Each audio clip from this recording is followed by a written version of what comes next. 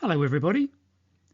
Unlike the majority of the previous episodes of Talking Pictures where we've looked at works by local artists, today we're going to look at Scottish photographer and portrait painter John Horsburgh. Horsburgh was born in Edinburgh in Scotland in 1835, but as a young man he moved to Edinburgh where he eventually took up photography and opened his first photography and portrait painting studio in 1859. He would become renowned for taking small photographs and turning them into life-size portraits in oils, watercolours or crayons, and became quite successful, counting Queen Victoria amongst his many influential patrons.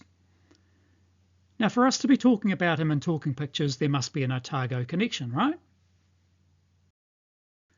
One such connection can be found with this guy, fellow Scotsman, businessman, lawyer, judge and politician John Bathgate.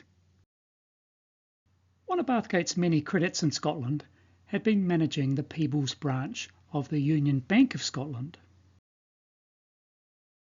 And when the British backers of the newly established Bank of Otago were looking for a manager to send to Dunedin, his name was put forward. He accepted and left Britain in 1863, sailing from London on the 17th of August aboard the Star of Tasmania and arriving at Port Chalmers on the 23rd of November, accompanied by second wife Mary and their 6 daughters, and his 4 older children that he'd had with his late first wife Anne. This silver spirit kettle was one of several gifts showered upon him prior to his departure by friends who were clearly saddened to see him leave. In 1867, Bathgate resigned from the Bank of Otago and became managing director of the Otago Daily Times. However, in 1870, he went back to being a lawyer, and a few years later was elevated to the position of judge. He entered politics in the 1870s as well, firstly as a member of the Otago Provincial Council, then as a member of the House of Representatives for Dunedin. In the mid-1870s, Bathgate ordered a painting from Horsburgh. It arrived in Dunedin in 1876, along with a second painting sent on speculation. The second work was a portrait of Scottish novelist and poet Sir Walter Scott, and was based on Sir Henry Raeburn's famous 1823 painting of Scott, in the same way that this engraving in Toitu's collection is based on Sir Thomas Lawrence's 1826 painting of Scott. Bathgate decided to let the Otago Benevolent Institution auction the second painting, with £15 of the proceeds of the sale to be returned to the artist and the rest to be put towards the charitable purposes of the Benevolent Institution. The following year, in 1877, 2 more works by Horsburgh were offered for sale in Dunedin at an exhibition at the University Hall.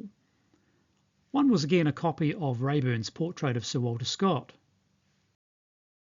while the other was a copy of Alexander Naismith's celebrated portrait of legendary Scottish bard Robbie Burns.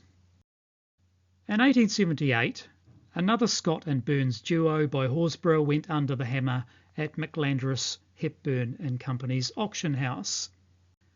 In 1879, Bathgate was granted a year's leave of absence on full pay to visit Britain and do some lecturing while he was there. A banquet was held on the 27th of June at Watson's Rooms to see him and Mary off on their travels, and a similar affair was staged at the Tontine Hotel in Peebles on the 23rd of September to welcome them once they'd arrived in Scotland. The main lecture he delivered over the next 12 months was called New Zealand, Its Resources and Prospects, and was turned into a book by an old friend of his, publisher and former Lord Provost of Edinburgh, William Chambers. And while in Edinburgh, Bathgate appears to have visited Horsburgh's studio to have his photograph taken, which was then turned into this painted portrait.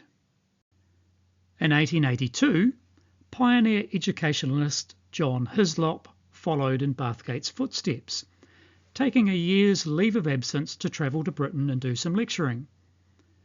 In similar fashion to Bathgate, a public dinner was held to wish him bon voyage, at which he was presented with a sum of money to go towards commissioning Horsburgh to make a portrait of him.